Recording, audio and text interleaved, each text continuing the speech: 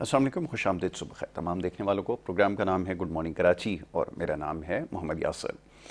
ناظرین، اپنے اس پروگرام میں مختلف حوالوں سے مختلف نوعیت کے معاملات اور مسائل کے اوپر گفتگو کی جاتی ہے اور کوشش ہوتی ہے کہ عوامی نوعیت کے مسائل کے اوپر پروگرام میں گفتگو کی جائے۔ بالخصوص معیشت سے جڑے جو معاملات ہوتے ہیں اس کے اوپر ہم اپنے پروگرام کے ذریعے گفتگو کرتے ہیں اور ساتھ ساتھ جو ملکی سیاسی صورتحال ہے اور حالات حاضرہ کے اوپر اپنے پروگرامز میں گفتگو عموماً کرتے رہتے ہیں۔ بہت سارے مسائل کی نشاندہی پروگرام دیکھنے والے کرتے ہیں اور بذریعہ پیغامات ہم تک پہنچاتے ہیں اپنے مسائل اور کچھ ایسے موضوعات جس کے اوپر عموماً پروگرام میں بات کرنے کا موقع دیگر پروگرامز میں کم ملتا ہے۔ تو سماجی نوعیت کے معاملات اور مسائل پہ انشاءاللہ گفتگو ہوتی رہے گی اور ساتھ ساتھ حالات حاضرہ کا جائزہ لینا اس وقت تو بے حد ضروری ہے۔ جو کچھ پوری دنیا میں ہو رہا ہے، بالخصوص جو اس وقت مشرق وسطیٰ کی صورتحال ہے، اس کے اوپر گفتگو یقیناً کی جائے گی اور بھی بہت سارے معاملات ہیں۔ مہمان میرے پاس اسٹوڈیوز میں موجود ہیں، وقت کم ہے، بہت سارے معاملات اور موضوعات ہیں، بڑی اہم مہمان شخصیات تشریف فرمائیں۔ سب سے پہلے انہیں خوش آمدید کہوں گا اور اس کے بعد پھر گفتگو کے سلسلے کو آج آگے بڑھاؤں گا۔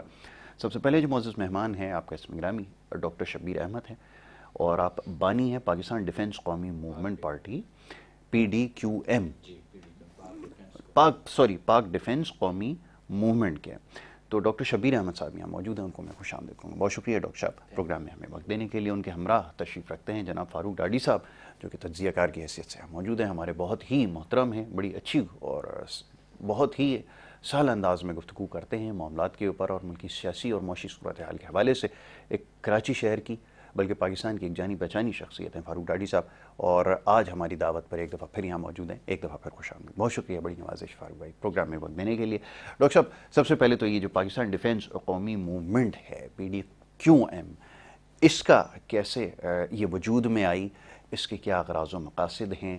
میں چاہوں گا مختصراً پہلے ذرا اس کے اوپر گفتگو ہو جائے تو پھر ملکی حالات کی طرف آتے ہیں، ذرا فرمائیے گا، بسم اللہ۔ دیکھیں جی، پاک ڈیفنس، اس کا نام ہے پاک ڈیفنس قومی موومنٹ پاکستان، یعنی PDQM۔ جی جی، اس کا بنانے کا مقصد یہ تھا کہ یہ جو ملکی سیاست ہے، میں نے اس پر ریسرچ کی، میں نے اسٹڈی کیا ملکی سیاست پر، بالکل ٹھیک ہے، اور خاص کر میں نے جتنے ہمارے معزز سیاستدان ہیں میں نے ان کو اسٹڈی کیا، جتنے بھی معزز سیاستدان، معزز تعداد میں یقیناً کم ہوں گے لیکن کیا سر، تو میں نے ان کو اسٹڈی کیا اور پاکستانی سیاست کو اسٹڈی کیا۔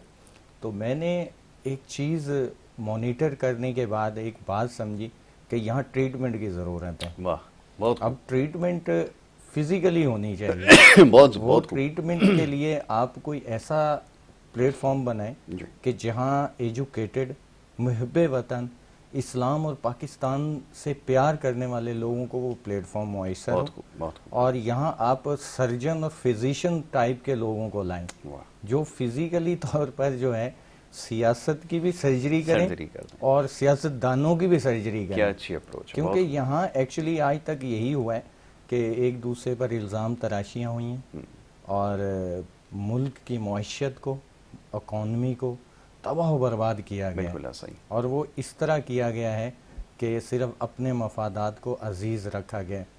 تو ہمارے ساتھ جو ہمارے معزز مہمان ہیں، سیکنڈ فیصل صاحب، فاروق صاحب، سوری ٹو سے، فاروق صاحب تو ماشاءاللہ بہت قابل تجزیہ نگار، اور ان کا بڑا پاکستانی سیاست پر جو ہے ایک گہری نظر ہے ان کی، بالکل ہمارے بڑے بھائی بھی ہیں، تو یہ بھی میری بات کو سمجھیں گے اور اپریشیٹ بھی انشاءاللہ کریں گے۔ جہاں تک میرا خیال ہے کہ اس میں چینج کی ضرورت ہے، صرف خالی کھوکھلے نعروں کی نہیں۔ بالکل ٹھیک ہے، آپ دیکھ لیں کہ جتنی بھی سابقہ سیاسی جماعتیں تھیں جو اقتدار میں آئیں یا ابھی موجودہ ہیں، ان میں کافی لوگ جو موجودہ اس سیٹ اپ میں ہیں، نگران سیٹ اپ میں، تو سب نے صرف ایک چیز اپنے مائنڈ میں بٹھا رکھی ہے کہ ہمیں بینیفٹ کتنا ہوگا، عوام کے لیے نہیں ہے۔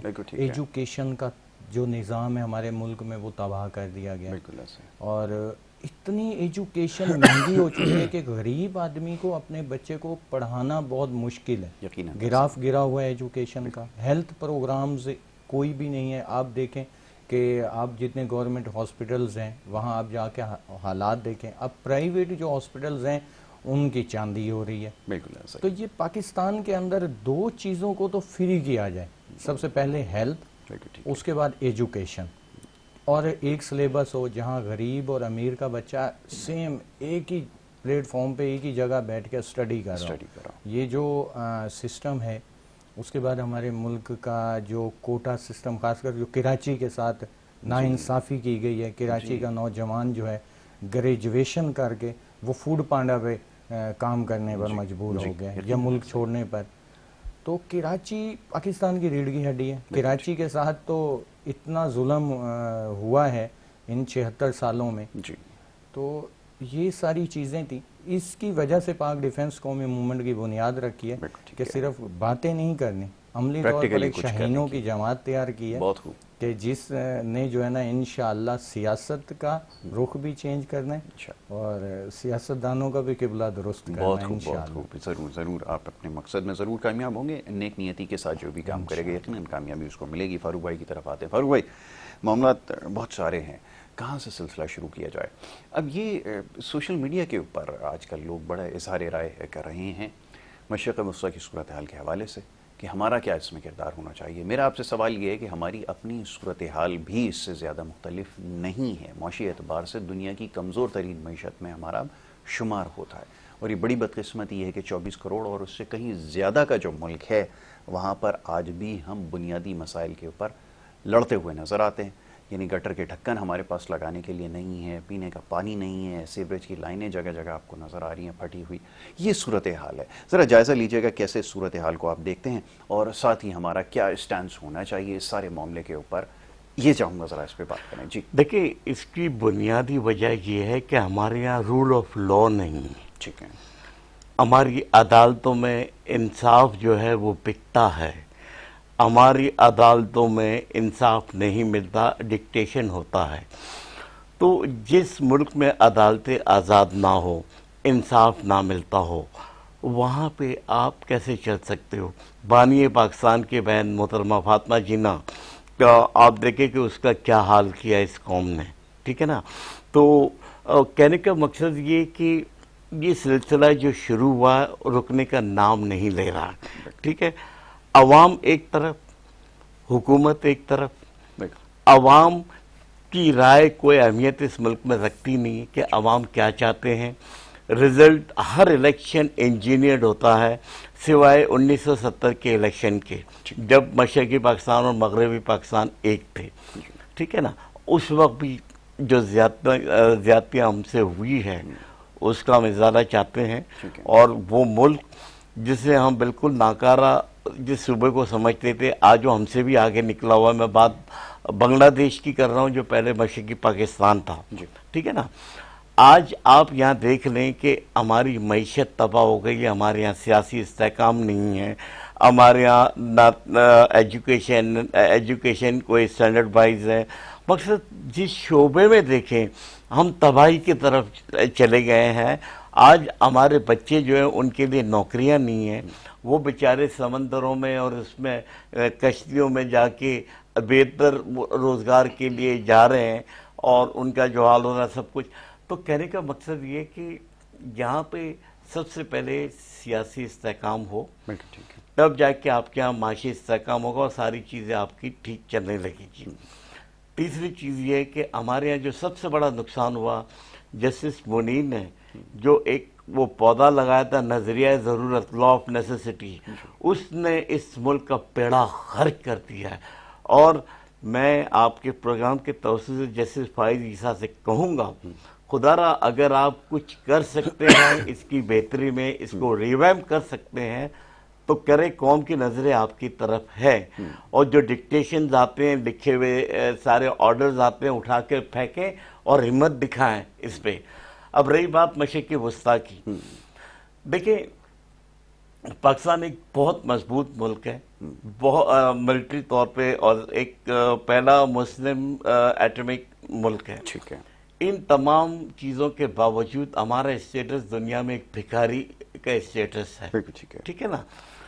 تو کہنے کا مقصد یہ کہ اب ہم کیا ان کے لیے کہیں؟ ہم خود اپنے یہاں تو انصاف دے نہیں سکتے، دوسرے کے لیے کیا کہیں گے؟ لیکن وہ لوگ ہماری طرف آوازیں دے رہے ہیں. آپ نے دیکھا کہ جتنے بھی عرب چینلز ہیں یا فلسطین ہیں وہاں پہ ہمارے ان لیڈران کے لیے آوازیں دی جاتی ہے جن کو آپ نے اندر کیا ہوا ہے. تو کہنے کا مقصد یہ کہ آپ پبلک کی منشا اور عوام کی منشا کے خلاف اگر کام کریں گے، ان کی رائے کے خلاف کام کریں گے، تو ملک تو تباہ کر چکے ہیں، یہ مزید تباہ آپ کر دو گے. تو آپ عوامی رائے کو قدر کی نگاہ سے دیکھیں، اس کو ایکسیپٹ کریں. اب دیکھیں کہ یہودی دنیا میں اتنے ترقی یافتہ کیوں ہیں؟ حالانکہ ان کی ہسٹری آپ اٹھا کے دیکھیں، حضرت عیسیٰ علیہ السلام کو سولی پہ چڑھانے میں ان کا ہاتھ تھا. 500 سال کیا کہتے ہیں، انہوں نے عیسائیوں نے ان کے ساتھ لڑائی کی، ان کو مارا، صحیح ہے، اور وہاں سے ان کو بے دخل کیا گیا. پھر اب یہ کہہ رہے 2000 سالہ ہماری ہسٹری ہے، یہ تو ہماری جگہ ہے، ہم تو یہاں رہیں گے. تو اس طرح اگر دیکھا جائے تو اسپین نے مسلمانوں کی وہ تھی 1000 سال انہوں نے وہاں پہ حکومت کی ہے. تو ہم تو نہیں کلیم کرتے کہ اسپین ہمارا ہے، جو تھا وہ ہو گیا. اب بات یہ کہ 1904 میں ایک پلاننگ ہوئی اور 1914 میں پہلا جتھا فلسطین گیا یہودیوں کا، اور تقریباً 60 فیملی پہلی جو ہے وہ وہاں پہ ہوئی. اب مسئلہ یہ ہے کہ امریکہ جو اس کو سپورٹ کر رہا ہے، اس کی وجہ یہ کہ امریکہ خود ان کے ہاتھوں یرغمال بن چکا ہے. ساری انویسٹمنٹ ان کی ہے، سب کچھ ان کا ہے. سینٹ میں اگر آپ دیکھیں تو میجورٹی ان کی ہے، ریسرچ سینٹر سارے ان کے، سب کچھ ان کا ہے. اور انہوں نے 180 نوبل پرائز لیے یہودیوں نے صرف، جبکہ مسلمانوں نے ساری دنیا میں 1.5 ارب مسلمان ہونے کے باوجود میرے خیال ہے 3 یا 4 نوبل پرائز ملے ہوں گے. ٹھیک ہے نا؟ تو کہنے کا مقصد یہ کہ ان کی ریسرچ ہے، سب کچھ ہے. اب پاکستان سب سے بڑی رکاوٹ ہے ایک گریٹر اسرائیل کے. اسرائیل پورے مشرقی وسطیٰ کو کلیم کرتا ہے، جس میں سعودی عرب، مصر، ایجپٹ، یہ سارے ممالک آ جاتے ہیں. اور تھرڈ ورلڈ آرڈر جو امریکہ نے، جو ان لوگوں نے کیا تھا، اس میں یہ چیزیں شامل تھی. لیکن جب پاکستان ایک ایٹمی پاور بنا تو یہ سارا پروگرام سبوتاژ ہو گیا، کیونکہ پاکستان وہ واحد ملک ہے جو اسرائیل کو ختم کر سکتا ہے. اور شاہین میزائل، شاہین 3 جب سے آپ کا انٹروڈیوس ہوا تو پورا کیا کہتے ہیں اسرائیل آپ کی رینج میں ہے. تو ان کا اولین جو ٹارگیٹ ہے وہ یہ کہ پہلے تو پاکستان کو ڈی نیوکلیئرائز کیا جائے، اور خدا نہ خواستہ اگر پاکستان کسی دن ڈی نیوکلیئرائز ہو گیا تو یہ سارے خطے، یو اے ای ہے، سعودی عرب ہے، یہ اگلے 50-100 سال میں یہ اسرائیل ان کا صفایا کر دے گا. لیکن اللہ نہ کرے کہ ایسی کوئی نوبت آئے، اور اللہ نہ کرے کہ ہمیں کوئی ایسی نوبت آئے کہ ہمیں ان چیزوں کا استعمال کریں. یہ ہم نے ایک ڈیٹرنس کے لیے، ہماری حفاظت کے لیے ایک نیوکلیئر وہ رکھا ہوا ہے. لیکن ہماری اپنی جو سسٹم ہے ہم نے خود خراب کیا ہوا ہے. اس سسٹم کو چلائیں، ہماری عدالتیں آزاد ہوں اور ہماری عدالتوں میں انصاف ملے. اور جس کا اب ہمیں یہ طے کرنا ہوگا کہ ملک پاکستان کے آئین کے ماتحت چلے گا یا کسی بیرونی ڈکٹیشن کے تحت چلے گا. بالکل ٹھیک ہے. فاروق، یہاں روکوں گا کیونکہ اس کے بعد پھر ایک اور بڑا معاملہ ہے جس کی طرف آپ کو لے کر آؤں گا. ذرا ڈاکٹر صاحب سے بھی اس معاملے پر، موضوع پر جو ہے ان کی رائے لی جائے. ڈاکٹر صاحب، ابھی فاروق بھائی نے بڑی اچھی گفتگو کی ہے کہ یہ ہم بقا کے ضامن ہیں یا جو کچھ بھی ہے انہوں نے کہا. اب صورتحال یہ ہے کہ لوگوں کی یا قوموں کی بقا یا ملکوں کی لوگوں سے ہے، فرد سے ہے، لیکن اس کی حالت آج یہ ہے کہ میرے خیال میں اس سے زیادہ بری حالت میں سے پہلے وہ نہیں ہوں گے. جتنی بے یقینی کی کیفیت اس وقت ہے وہ شاید ماضی میں کبھی رہی ہو. میرا نہیں خیال کوئی رہی ہوگی. فاروق بھائی تو ہم سے بہت سینئر ہیں، سارے حالات کا جائزہ لیتے رہیں. لیکن اس وقت جو بے یقینی اور غیر یقینی کی جو صورتحال ہے وہ غیر معمولی ہے. اس کا خاتمہ کیسے ہو، لوگوں کا معیار زندگی کیسے بلند کیا جائے جو اپنے حق کے لیے آواز اٹھا سکیں، کیونکہ ابھی تو ہم اپنے حق کے لیے آواز نہیں اٹھا سکتے تو دوسروں کے لیے تو جیسا بھی انہوں نے کہا کہ ممکن نہیں ہے. یہ صورتحال کب ہوگی؟ سیاسی جماعتوں کا جو کھیل ہے وہ میوزیکل چیئر وہ جاری ہے. ایک جا رہا ہے، دوسرا آ رہا ہے، ایک دروازے سے باہر جاتا ہے، دوسرے دروازے سے اندر آتا ہے، اور یہ سلسلہ تاحال جاری ہے. اس سے کیا نتیجہ نکلنے والا ہے؟ ذرا اس پہ تبصرہ کیجیے. ایکچولی کچھ عرصے سے تو یہی گیم چل رہی تھی، لیکن ابھی آپ نے بہت زیادہ چینج دیکھا ہے. اویئرنیس ہے، ایجوکیٹڈ لوگ ہیں، ابھی جو نیو جنریشن ہماری ہے وہ سب سمجھ چکے ہیں اور ان سیاستدانوں کی باتوں کو بھی وہ جان چکے ہیں. ایکچولی جو ہماری اس ٹائم 3 چیزوں پر ہمارے پاکستان کی بنیاد تھی، صنعت، زراعت اور تجارت پر، تینوں کو سب سے پہلے برباد کیا گیا۔ ہمارا جو نظام ہے آپ دیکھیں، ٹرین کا دیکھ لیں، جو پٹڑیاں یا جو سسٹم تھا جو برٹش گورنمنٹ چھوڑ کے گئی تھی، سیم وہی ہے، برج وہی ہے، کچھ اس میں چینج تبدیلی یا اس کی مینٹیننس کچھ بھی نہیں ہوا، کچھ بھی نہیں ہوا، اس کے میعاد تک ایکسپائر ہو چکے ہیں۔ ایکچولی یہ ساری چیزیں چل رہی تھیں، اور وہی بات جو اگین میں کروں گا کہ ایک دوسرے پر صرف الزام تراشیاں، عملی کچھ کام نہیں ہوا۔ سائیکل پر پھرنے والا لینڈ کروزر پر اور پلینز اور کیا کیا اور پوری دنیا میں اس کی جو ہے وہ پراپرٹیز، یہ کیسے ہیں، یہ قوم کا خون چوسا گیا۔ اب قوم میں بہت زیادہ اویئرنیس آ گئی ہے، قوم اب ان کے کھوکھلے نعروں میں نہیں آنے والی۔ اور سیکنڈ یہ ہے کہ تبدیلی کا صرف نعرہ نہیں ہوتا، عملی کام کیے جاتے ہیں۔ ابھی کہیں پر بھی کوئی جاتا ہے نا ووٹ لینے یا کوئی بھی سیاستدان، تو عوام کہتی ہے آپ نے کیا کیا ہے، پہلے تو ہمیں یہ بتائیں کہ آپ ہمارے لیے کیا کیا ہے، اور نیکسٹ ابھی پہلے کریں تب ہم کو آپ کو ووٹ دیں گے۔ اب وہ دور سے عوام نکل گئی ہے کہ بریانی کے ایک پلیٹ پہ ووٹ مل جاتا تھا۔ ڈاکٹر صاحب ایک خطا کلامی کی معذرت چاہوں گا، لیکن کیا یہ سسٹم جو ہے، یہ نظام جو ہم نے ایسا بنایا ہے کہ جس کے اندر جو پڑھا لکھا شخص ہے اور جو پڑھا لکھا نہیں ہے اس کی رائے برابر ہے، اور المیہ یہ ہے کہ جو پڑھے لکھے لوگ نہیں ہیں وہ اکثریت میں یہاں پر موجود ہیں، اور یہ جتنا بھی حکمراں طبقہ ہے یہ اس بات کو بخوبی جانتا ہے اور وہ اس سسٹم کے بینیفیشری ہیں؟ تو کیا آپ کے خیال میں اگر چند ایک لوگوں کو شعور مان لیں کہ آ بھی گیا تو اس کا نتیجہ کیا نکل سکتا ہے کہ جو ایک جمود بن گیا ہے، اسٹیٹس کو بن گیا ہے کہ جس میں یہ لوگ ہیں وہی چہرے ہیں، 15 سال اب ایک حکومت اس صوبے کے اندر رہی ہے جو حال کر کر گئی ہے، میرے خیال میں اگر کسی اور ملک سے بھی لوگوں کو لا کر اگر یہاں لگا دیتے تو وہ ایسا نہیں کرتے جو انہوں نے کیا ہے۔ اب خیال یہ ہے، تجزیہ یہ کہتا ہے کہ آنے والے وقت میں بھی یہی لوگ منتخب ہو کے دوبارہ مسلط ہو جائیں گے، سلسلے کو کیسے روکا جائے گا؟ انشاءاللہ ایسا نہیں ہوگا۔ میں بتاتا ہوں آپ کو، دیکھیں پرویز مشرف صاحب کے دور تک تھا صدارتی نظام، اس کے بعد آئین میں 25 ترامیم کی پیپلز پارٹی کی حکومت نے، اس کے بعد یہ 18ویں ترمیم کا بل پاس کیا، صوبائی خود مختیاری، الگ الگ صوبوں کو، یہ وفاق کو کمزور کیا گیا، بلکہ وفاق بلیک میل ہو گیا کہ یہ اس طرح سازش ایک رچی گئی کہ کل کو خدا نہ خواستہ ہم کہہ دیں کہ جی ہم تو صوبے ہی ہمارے الگ ہیں، تمام صوبے الگ اپنی خود مختیاری کا اعلان کر دیں۔ اس کے بعد آئین کی جو بات ہوتی ہے، آئین تو کب کا ٹوٹ چکا ہے، آئین کے اندر اتنی ترامیم کر کے اصل شکل میں نہیں رہا، اصل شکل میں وہ رہا نہیں ہے۔ سب سے پہلی بات یہ ہوتی ہے کہ یہ ہمارا ایک اسلامی ملک ہے، اس کی بنیاد لا الہ الا اللہ پر رکھی گئی۔ جب آپ نے جس مقصد کے لیے 2 ریاستیں بنی، سن 1947 میں پاکستان، یہ بھی دین پر یعنی دین اسلام پر اس کی بنیاد رکھی گئی، اسی طرح وہ یہودی اسرائیل، تو وہ بھی ان کے مذہب کے مطابق نظریاتی ایک ملک بنا۔ تو ہمارے ملک میں یہ جو گٹر کی سیاست، یہ جو گلی کی، روڈ کی، یا یہ جس کے پیچھے عوام کو لگایا گیا ہے، اب یہ چیزیں، یہ مسائل کا حل نہیں ہے، ان میں تو عوام کو الجھا دیا گیا ہے، مہنگائی، بے روزگاری اور ان چیزوں میں کہ وہ اپنے حق کی بات نہ کر سکیں۔ دیکھیں قومیں بنتی ہیں قربانیاں دینے سے، قربانی تو ابھی بھی قوم دے رہی ہے، بالکل ٹھیک ہے، ابھی قربانی دے رہی ہے، شاید کوئی ایسا دن نہ جاتا ہو جس دن قربانی نہ دیتی نہ دی ہو، کہ ٹیکسز ہیں اتنے کہ جتنا سانس لینا مشکل ہو گیا عام آدمی کے لیے۔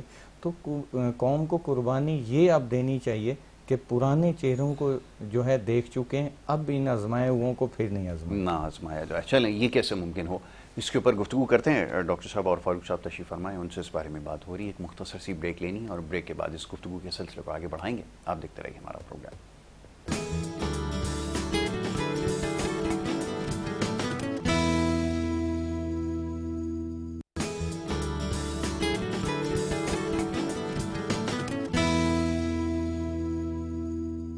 پروگرام میں ایک دفعہ پھر آپ کو خوش آمدید کہیں گے، اور بریک پہ جانے سے پہلے گفتگو جاری تھی، معزز مہمان تشریف فرمائے جناب ڈاکٹر شبیر احمد صاحب اور فاروق ڈاڈی صاحب۔ گفتگو ہو رہی تھی ملکی سیاسی صورتحال کے حوالے سے۔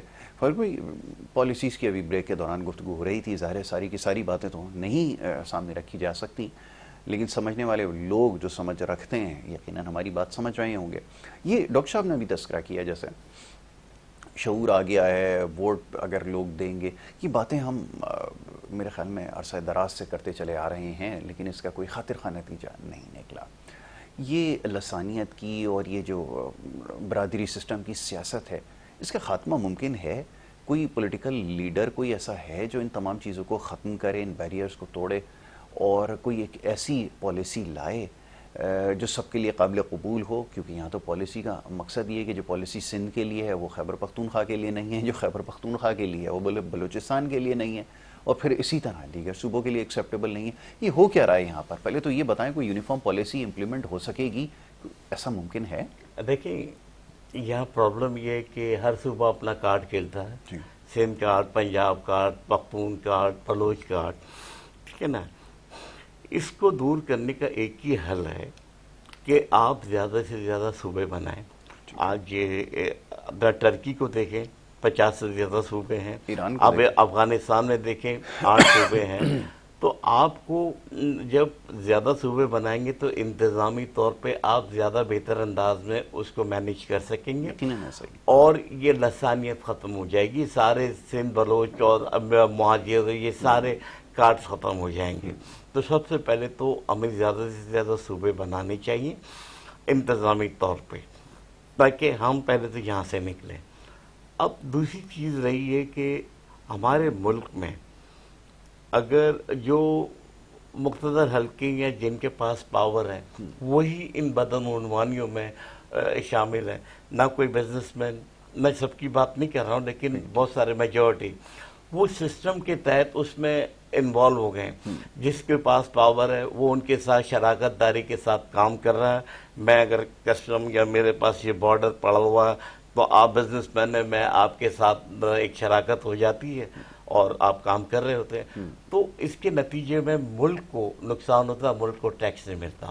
اب آپ دیکھیں کہ $50 لاکھ افغانستان روزانہ کی بنیاد پہ جا رہا ہے. تو انسان سوچتا ہے کہ یار افغانستان میں ڈالر کیا کرنا ہے، لیکن یہ ڈالر افغانستان سے ایران جاتا ہے، اور یہ جو ایران سے روزانہ کی بنیاد پہ ملینز آف لیٹر آئل جو اسمگل ہو کے پاکستان آتا ہے، یہ اس کی پیمنٹ کی مد میں جاتا ہے.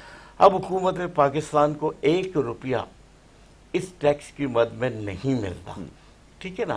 آپ رو رہے ہیں کہ رشیا سے تیل لے، وہاں سے لے. ارے بھائی وہاں سے کیوں لو، آپ ایران سے لو نا. آپ اگر $25 آج آپ کو لیٹر وہاں سے آئل مل رہا ہے، آپ $25 اس پہ ڈیوٹی لگائے، $50 کا آپ عوام کو دے دو. سینکشنز لگی ہوئی ہیں، اس کا کیا کریں گے پھر آپ؟ بھائی امریکہ سے آپ وہ کریں نا. آج امریکہ نے بھی گھٹنے ٹیک دیے ہیں ایران کے سامنے، اور $6 ارب ایران کے جو انہوں نے کانفسکیٹ کیے ہوئے تو ریلیز کر کے ان کو دے دیے. $10 ارب جو افغانستان کے ان کے پاس چیز ہے وہ بھی ابھی دینے جا رہے ہیں. ٹھیک ہے نا. تو بات یہ ہے کہ آپ اپنی فارن پالیسی کو ایک انڈیپینڈنٹ فارن پالیسی بنائیں. آپ کسی کے ماتحت نہ جائیں. لیکن مجبوری یہ ہے، ہماری بدقسمتی یہ ہے کہ جو کرتا دھرتا ہے ان کی اولادیں وہاں پہ فری اسکالرشپ پہ امریکہ میں پڑھتی ہے، وہاں نوکریاں کرتی ہے. تو ان کے مفادات وہاں پہ ان کی یہاں سے لوٹی ہوئی دولت جتنی بھی، چاہے سیاستدان ہو، چاہے بیوروکریٹس ہو، چاہے کوئی ہو، وہ سارے آپ دیکھیں ریٹائرمنٹ کے بعد باہر چلے جاتے ہیں، کیونکہ پہلے ان کی اولادوں کو پہلے سے موجود ہوتی ہے. یہ سارا پیسہ وہاں بھیج دیتے ہیں، پراپرٹی ہے، سب کچھ ان کا وہاں پر، ان کے مفادات وہاں پہ. تو یہ ان کے روڈ میپ کے علاوہ ان کے مفادات کے اگینسٹ جا نہیں سکتے. اب میں ریپیٹ کروں گا، جنرل حمید گل نے ایک بات کہی تھی کہ سب سے بڑا جو ان کو ہرڈل ہے وہ ہمارے نیوکلیر پروگرام سے ہے. ٹھیک ہے. اب ایک ہی انہوں نے طریقہ سوچا ہوا ہے کہ اس وقت تک ہم پہ $70 ارب کا قرضہ ہے. یہ جنرل حمید گل نے کہا. بولا یہ چاہیں گے کہ یہ $100 ارب تک پہنچ جائے اور ہم اس نہج پہ آ جائیں، پھر ہم سے نیگوشیٹ کریں کہ اس کو وائنڈ اپ کرو، ہم آپ کو سیکیورٹی دیتے ہیں، انٹرنیشنل گارنٹیز وغیرہ، آپ پہ کوئی حملہ کچھ نہیں ہوگا. آج ہم اسی نہج پہ آ گئے. مجھے نہیں پتا کہ ہمارا اسٹیٹس کیا ہے اس وقت. ٹھیک ہے. نہ آپ کو پتا ہے نہ مجھے پتا ہے.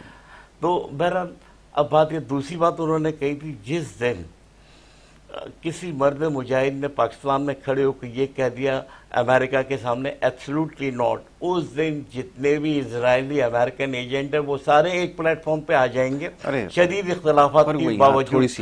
اور ہم نے دیکھا پی ڈی ایم کی اختلاف احترام کے ساتھ، لیکن یہ جو آپ نے ابھی بات کی ہے ایسی صورتحال تو یقیناً نہیں تھی جیسے بھی اللہ نہ کرے کہ ایسا ہو. اور جو بھی یہ جو ابھی آپ نے بات کہی تھی اس کا پول بھی، یہ جو ہنڈیا تھی نا، یہ بھی بیچ چوراہے پہ پھوٹ گئی. آپ مجھے معاف کیجیے گا کہ یہ سب سامنے آ گیا کہ اس میں سچائی کتنی تھی. وہ ایسا نہیں تھا، یہ ہوکس تھا، اس چیز کو کریٹ کیا گیا، اسٹیبلش کیا گیا. اگر ایسی کچھ بات ہوتی تو صورتحال یہ اکثر مختلف ہوتی. یہ تو میں تھوڑا سا میں آپ کو آپ کی بات آگے بڑھاتا ہوں کروں گا. ذوالفقار علی بھٹو اور آپ نے جو حمید گل صاحب کا بھی مرحوم ہو گیا. اب چلے میں تو نہیں کہوں گا، میں کسی بات سے اتفاق نہیں کرتا، وہ یہ بڑی لمبی بحث ہو جائے گی. لیکن میں آپ کو ایک ریفرنس دوں.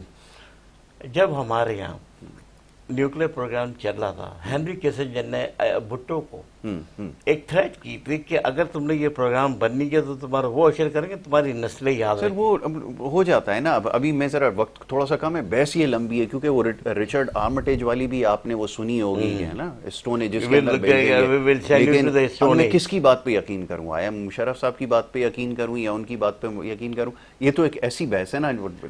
تو وقت تھوڑا سا کم ہے، ذرا ڈاکٹر صاحب کا ایک اس کے اوپر ویو پوائنٹ لیتے ہیں، پھر اس کی تو کنکلوڈ کرتے ہیں. جی ڈاکٹر صاحب، اس میں مزید کیا اضافہ کرنا چاہیں گے؟ ابھی جو ایکچولی ہم آج تک اگر پاسٹ میں جئیں گے نا کہ ہمارے فلاں سینئر نے یہ کہا اور اس طرح ہونا چاہیے، تو ہم کچھ بھی ڈیولپمنٹ کی طرف نہیں جا سکتے، ڈیولپ نہیں کر سکتے. عوام کو یہاں سے شروع کرتے ہیں کہ اب کرنا کیا ہے. ہاں جی، عوام کو چاہیے اس ٹائم روزگار، عوام کو چاہیے ایجوکیشن، عوام کو چاہیے اس ٹائم ہیلتھ فری. سب سے پہلے تو ایسے سورس کریٹ کیے جائیں کہ جس سے عوام کو ریلیف ملے. اس کی طرف کوئی دھیان نہیں دیتا.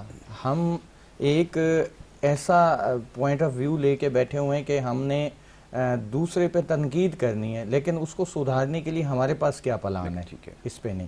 دیکھیں، جو اب اس ٹائم میں تھوڑا فلسطین اور اسرائیل کی جنگ کے حوالے سے بات کروں گا. جو فلسطین اور اسرائیل کی آج جنگ ہو رہی ہے، اس کے لیے آج سے 1400 سال پہلے ہمارے پیارے نبی صلی اللہ علیہ وسلم خاتم النبیین رحمۃ اللہ العالمین نے باقاعدہ فرما دیا تھا کہ ایسا ہونا ہے. تو عرب ممالک جتنے بھی ہیں وہ مالی طور پہ بہت سٹرونگ ہیں، لیکن آپ دیکھیں سیکیورٹی کے اور ڈیفنس کے حساب سے وہ اتنے سٹرونگ نہیں ہیں. انہوں نے اپنی جو انویسٹمنٹ تھی اس کو باقی معاملات میں تو انویسٹ کیا، لیکن اگر وہ میزائل ٹیکنالوجی، ایٹمی ٹیکنالوجی کی طرف ہوتے تو آج فلسطین کا یہ حشر نہیں ہوتا. کیونکہ جب سے ہم نے اسلام کا طریقہ چھوڑا ہے، اسلام کے راستے سے ہم دور ہوئے ہیں، تو یہ معاملات ہمارے ساتھ ہو رہے ہیں. اچھا، ابھی بھی وقت ہے اگر عرب ممالک اکٹھے ہو کر اپنی سیکیورٹی کے لیے، اپنے ڈیفنس کے لیے ان لوگوں کی طرف نہ دیکھیں جن کے لیے قرآن میں اللہ نے فرما دیا ہے کہ قرآن پاک میں کہ یہ آپ کے کبھی دوست نہیں ہو سکتے. تو اللہ کا فرمان جو ہے اس کے اگینسٹ جا کے کوئی کام کریں گے تو فلاح کیسے ہے. اچھا، ایک اور بات، پاکستان کے اندر تب تک کچھ بھی نہیں بدلے گا جب تک پاکستان کے اندر سے سودی نظام نہیں ختم ہوتا. دیکھیں، جب سورۃ البقرہ میں اللہ تبارک تعالیٰ نے واضح فرما دیا ہے کہ اللہ اور اللہ کے رسول صلی اللہ علیہ وسلم سے جنگ ہے سود کی صورت میں، تو جب آپ اللہ اور اللہ کے رسول صلی اللہ علیہ وسلم سے جنگ کریں گے اور اس کے بعد جو ہے آپ چاہیں گے کہ ملک میں خوشحالی آئے، تو یہ سب نہیں ہو سکتا، ممکن نہیں ہے. ممکن نہیں ہے، یہ آپ نے بالکل ٹھیک کہا ڈاکٹر صاحب. فاروق بھائی، اس کو کنکلوڈ کرتے ہیں عام انتخابات کے حوالے سے، کیونکہ سوالات بہت سارے ہیں. اور اب سوال یہ ہے کہ یہ عام انتخابات جو ہے وہ اپنے وقت پہ، جس کے وقت کا تعین تو کیونکہ نہیں ہوا، لیکن اشارہ ایسا دیا گیا کہ شاید جنوری کے اندر یہ ہو جائے. تو فاروق صاحب کی اس بارے میں کیا رائے ہے، کیا سوچ ہے، ذرا فرمائیے. ایسا ہوتا ہوا نظر آ رہا ہے. دیکھیں، ہمارے آئین کے مطابق تو الیکشن 90 دن کے اندر ہو جانی چاہیے. ٹھیک ہے، پہلی تو بریچ آف لا یہاں پہ ہوتی ہے. تو اس ملک کو اگر صحیح ٹریک پہ لانا ہے تو آپ نے فری اینڈ فیئر الیکشن کروائیں، ٹرانسپیرنٹ الیکشن کروائیں جس میں کسی کی مداخلت نہ ہو. وہ الیکشن نہ ہو جو جنرل پرویز مشرف اور اس سے پہلے ہوتے رہے ہیں کہ آپ ووٹ کسی کو بھی دو، بندہ وہی جیتے گا جس کا آپ نے پہلے سے طے کیا ہوا ہے. تو اس وقت اب آپ دیکھیں کہ نواز شریف ایک مجرم ہے جس کو لے کے یہاں پہ آ رہے ہیں.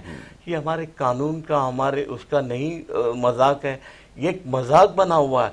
لیکن یہ کس کے کہنے پہ ان کو یہاں لایا جا رہا ہے, کس کی ڈکٹیشنز کے اوپر یہ کیا جا رہا ہے؟ تو خدا را لوگوں سے ڈکٹیشن لینا بیرونی ممالک سے بند کریں, اپنی پالیسی خود مرتب کریں, تب جا کے, کیونکہ سیاسی استحکام ہوگا تو معاشی استحکام ہوگا, اور معاشی استحکام ہوگا تو ہم سب خوشحال ہوں گے اور ترقی کریں گے, ورنہ بھول جائیں. بالکل ٹھیک ہے. فاروق بھائی, میں آپ کا بڑا شکر گزار ہوں کہ آپ نے پروگرام میں وقت دیا, مختصر وقت میں بڑی اچھی اور سراسل گفتگو آپ کے ساتھ رہی. ڈاکٹر صاحب, میں آپ کا بڑا شکر گزار ہوں. ڈاکٹر شبیر احمد, جو کہ بانی ہے پاکستان ڈیفینس موومنٹ کے, اور ان سے ہماری گفتگو انشاءاللہ چلتی رہے گی. فاروق بھائی کو بھی زحمت دیتے رہیں گے گائے بگائے, ان سے مختلف معاملات پر جو ہے وہ بات ہوتی رہے گی. یہاں پر وقت ہو رہا ہے ایک بریک کا, اور بریک کے بعد ہمیں دوسرے سیگمنٹ کی طرف بڑھنا ہوگا. آپ دیکھتے رہیے ہمارا پروگرام گڈ مارننگ کراچی.